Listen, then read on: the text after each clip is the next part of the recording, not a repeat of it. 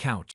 3 quick takes on Michigan State basketball's 86-72 scare against Bowling Green. East Lansing. I don't know that Todd Simon and Nairn are going to be welcomed back at Breslin Center. Bowling Green big fella Marcus Johnson certainly isn't. Michigan State's 86-72 win Saturday might be the most deceptive final score in the history of college basketball. Michigan State survived a scare Saturday that would have been a monumental upset in some ways, like the point spread and athletic budgets, but less so to everyone who witnessed the Falcons blitz the Spartans out of the gate and then go toe-to-toe with them until the final minutes. Simon, Bowling Green's head coach and a native of nearby Fowler, said this week that Johnson was the best shooter he's ever had. MSU and its fans learned it quickly, as the wide-bodied 6'7" forward introduced his unsuspecting audience to his offensive game, with 13 early points and 23 for the game, scoring in the post, on the drive, and from long range. When knew he was the best player coming out, MSU center Carson Cooper said, "I don't think the audience did. Someone who isn't super athletic, but can still get a shot off over you, that's a skill. He plays at his own pace, and you have no choice but to play at his pace when you're defending him." MSU trailed by 12 in the first half, and after tying it at the break, by 8 again midway through the second half, and as late as 72-71 with 6:11 remaining.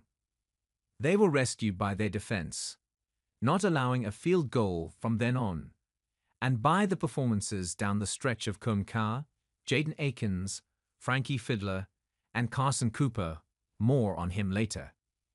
This was a big game for Bowling Green, for Simon, and for Nairn, the former MSU guard, who's on Bowling Green's staff and did the scouting report for this game. Talk about someone who knows MSU's tendencies and personal. Jaden Akins said he could hear Nairn calling out their plays. This was friendly fire, and it was a Bowling Green team that was on fire, shooting between 67 and 75% deep into the first half. Obviously not sustainable, but you can see the talent on the Falcons roster with 10 new players, including most of the key contributors Saturday. MSU hung in early because Trey Holloman found his game, scoring all 11 points in the first half, and won in no small part because MSU kept its poise, and players like Akins, 13 points, 12 rebounds, 6 assists, 2 steals, showed up, even if they didn't shoot well. That continues to be an issue for the Spartans, who were 4 for 20 from long range and are now 16 for 80 on 3-point tries this season. A problem for another day. They survived this one. They won't complain. Every team MSU faces wants Cohen Carr to shoot from beyond the arc. That doesn't mean Carr shouldn't let it fly when he's wide open.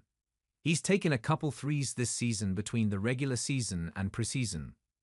But Saturday, when the ball came to him on the corner, with his defender daring him to shoot, sagging off by maybe 10 feet, Cal wasn't in a shooting position when he caught it and quickly passed it to the wing. That's the three he should take. It's one I think he'll eventually make. But until he's a willing outside shooter, or has the green light, he'll never make them. And until he makes a few, defenses are going to continue to pack it in when he gets the ball. I'm not sure Tom Izzo agrees with me entirely. Me and Coach talk about it, so I know what shots I can shoot and what shots I can't shoot, Carr said. So we have that understanding. For him, it just depends on time and place in the game. That's the next step for Cal without question. For sure, Carr said. He's a much more impactful player than a year ago, as seen with his 11 points and 5 rebounds Saturday, even with defenses trying to take away his space near the rim. He's been much more fluid moving in the half court, and his dunks are now changing games.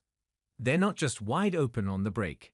He's dunking over people, running the lane, and getting free within range of the basket, despite every team wanting to stop just that. He's incredibly valuable. Valuable enough that it's worth discovering that shot. Xavier, who's always been more than a willing shooter, needs to stay that way. You can see him struggling with his confidence. As of Saturday, he's no longer in the starting lineup, replaced by Jackson Kohler. I thought Booker played pretty well in 10 minutes Saturday, with 3 points on a 3 rebounds, a block, and an assist. Emsu needs him to keep his head up and also to keep shooting. He made one of 3 threes Saturday, making him 2 for 14 from deep on the season. His shot is too pure for that to stick. He's going to have figuring it out, his shot and everything else, in fewer minutes. Others deserve them more. But he's got to stay aggressive with his outside shot. That's where he can make the biggest difference the soonest. Carson Cooper has been an easy man to forget early on this season, playing with a broken nose, coming off the bench behind Simon Zapala, and with Jackson Kohler having notable minutes at center, while leading the team in scoring and rebounding from the 4 and 5 spots, though 3 games. Saturday against Bowling Green, Cooper was memorably good.